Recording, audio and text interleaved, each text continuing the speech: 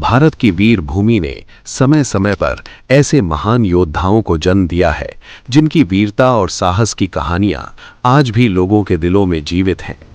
उन्हीं महान योद्धाओं में एक नाम बहुत सम्मान और गर्व के साथ लिया जाता है, पृथ्वीराज चौहान। पृथ्वीराज चौहान केवल एक राजा ही नहीं थे, बल्कि वे वीरता, साहस, न्याय और स्वाभिमान के प्रतीक थे। उनकी कहानी केवल युद्धों की कहानी नहीं है, बल्कि ये एक ऐसे महान योद्धा की कहानी है जिसने अपने जीवन में हर चुनौती का सामना बहादुरी से किया। पृथ्वीराज चौहान का जन्म लगभग 1166 ईस्वी के आसपास राजस्थान की वीर भूमि अजमेर में हुआ था। उस समय भारत में कई छोटे छोटे राजपूत राज्य थे और प्रत्येक राज्य का अपना राजा होता था। पृथ्वीराज के पिता का नाम सोमेश्वर था। वे अजमेर के राजा थे और चौहान वंश के एक पराक्रमी शासक माने जाते थे। उनकी माता का नाम कर्पूरा देवी था, जो अत्यंत धर्मपरायण, बुद्धिमान और साहसी महिला थी। कहा जाता है कि पृथ्वीराज के जन्म के समय ही ज्योतिषियों ने भविष्यवाणी कर दी थी कि ये बालक बड़ा होकर एक महान योद्धा बनेगा और अपने पराक्रम से पूरे भारत में प्रसिद्ध होगा। राजघराने में जन्म लेने के कारण पृथ्वीराज का पालन पोषण बहुत ही अच्छे वातावरण में हुआ। बचपन से ही उनमें वीरता और आत्मविश्वास दिखाई देता था। उनके गुरु उन्हें युद्ध कला, घुड़सवारी, तलवारबाजी, धनुर्विद्या और राजनीति की शिक्षा देते थे। कहा जाता है कि पृथ्वीराज बहुत तेज बुद्धि के थे और जो भी सीखते थे उसे बहुत जल्दी समझ लेते थे। राजपूत परंपरा में बचपन से ही बच्चों को युद्ध कला सिखाई जाती थी ताकि वे भविष्य में अपने राज्य और अपने लोगों की रक्षा कर सकें। पृथ्वीराज भी इसी परंपरा के अनुसार बचपन से ही कठिन प्रशिक्षण लेते थे। पृथ्वीराज चौहान केवल तलवार चलाने में ही निपुण नहीं थे, बल्कि वे धनुर्विद्या में भी अद्भुत थे। कहा जाता है कि वे शब्द भेदी बाण चलाने की कला जानते थे। शब्द भेदी बाण का अर्थ है केवल आवाज सुनकर लक्ष्य पर निशाना लगाना। ये कला बहुत कठिन होती है और बहुत कम योद्धाओं को ही आती थी। बचपन में ही पृथ्वीराज ने ये कला सीख ली थी और उनकी इस अद्भुत क्षमता को देखकर सभी लोग आश्चर्यचकित हो जाते थे।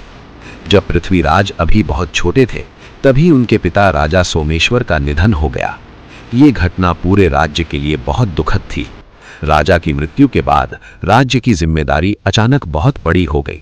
उस समय पृथ्वीराज अभी बहुत छोटे थे, इसलिए उनकी माता कर्पूरा देवी ने राज्य का संचालन संभाला। उन्होंने अपने पुत्र को न केवल एक अच्छे राजा बनने की शिक्षा दी, बल्कि उन्हें यह भी सिखाया कि राजा का सबसे बड़ा धर्म अपनी प्रजा की रक्षा करना होता है।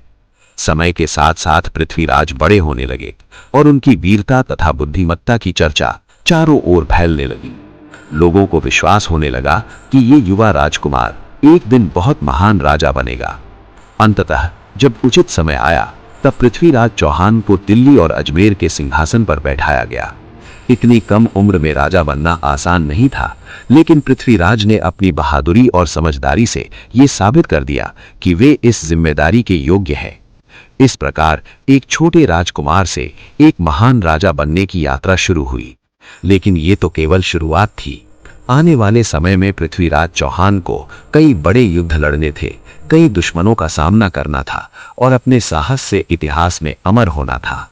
समय बीतता गया और वो बालक जिसे कभी अजमेर के राजमहल में खेलते हुए देखा जाता था, अब एक युवा और साहसी राजा बन चुका था।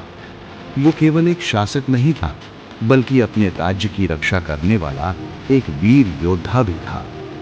उस युवा राजा का नाम था पृथ्वीराज चौहान।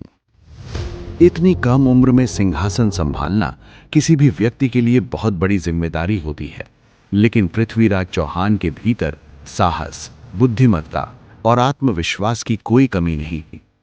उन्होंने अपने पिता की विरासत को संभालते हुए अपने राज्य को मजबूत बनाने का संकल्प लिया। राजा बनने के बाद पृथ्वीराज चौहान ने सबसे पहले अपने राज्य की व्यवस्था को मजबूत किया। उन्होंने अपने मंत्रियों और सेनापतियों के साथ मिलकर राज्य की सुरक्षा, न्याय व्यवस्था और प्रजा की भलाई के लिए कई महत्वपूर्ण निर्णय लिए। उस समय उनका मुख्य राज्य अजमेर था, लेकिन धीरे धीरे उनका प्रभाव दिल्ली तक फैल गया। दिल्ली उस समय एक बहुत महत्वपूर्ण नगर था और जिस राजा के पास दिल्ली का नियंत्रण होता था, उसे पूरे उत्तर भारत में शक्तिशाली माना जाता था। पृथ्वीराज चौहान ने अपनी बुद्धिमत्ता और वीरता के बल पर इन दोनों महत्वपूर्ण राज्यों को एक साथ संभाला।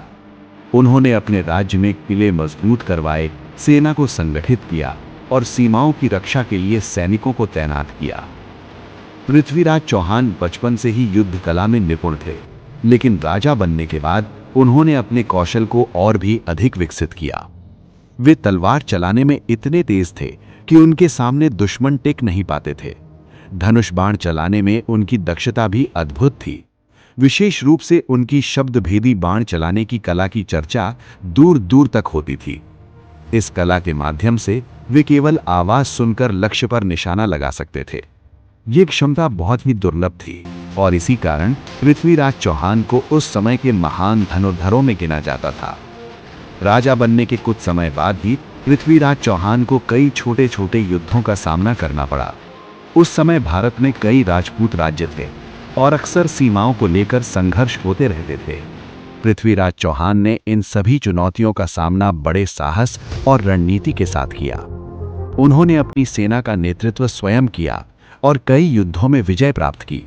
इन युद्धों के कारण उनकी वीरता की चर्चा पूरे उत्तर भारत में फैलने लगी। लोग उन्हें केवल एक राजा के रूप में नहीं, बल्कि एक महान योद्धा के रूप में देखने लगे।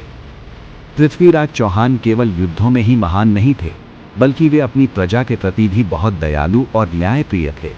उन्होंने हमेशा ये सुनिश्चित किया कि उनके राज्य में रहने वाले लोगों को न्याय मिले और कोई भी व्यक्ति अन्याय का शिकार न हो। उनके शासनकाल में व्यापार, कृषि और कला का भी विकास हुआ। प्रजा उन्हें एक आदर्श राजा मानती थी और उनके प्रति बहुत सम्मान रखती थी। धीरे धीरे पृथ्वीराज चौहान की वीरता की कहानियां दूर दूर तक फैलने लगी। उनकी शक्ति और पराक्रम से कई राजा प्रभावित थे, जबकि कुछ राजा उनसे ईर्ष्या भी करने लगे थे। लेकिन पृथ्वीराज चौहान इन सभी बातों से दूर रहते हुए अपने राज्य की सुरक्षा और प्रजा की भलाई में लगे रहे। उनकी वीरता और नेतृत्व क्षमता ने उन्हें उस समय के सबसे शक्तिशाली राजाओं में शामिल कर दिया था। लेकिन इतिहास का ये अध्याय अभी पूरा नहीं हुआ था। आने वाले समय में पृथ्वीराज चौहान को ऐसे दुश्मनों का सामना करना था जो बहुत शक्तिशाली थे। उनके जीवन में कई महत्वपूर्ण घटनाएं आने वाली थी, जिनमें प्रेम, युद्ध, विश्वासघात और वीरता के अद्भुत उदाहरण शामिल थे। यही घटनाएं आगे चलकर उन्हें भारतीय इतिहास के सबसे प्रसिद्ध और वीर राजाओं में से एक बना देंगी।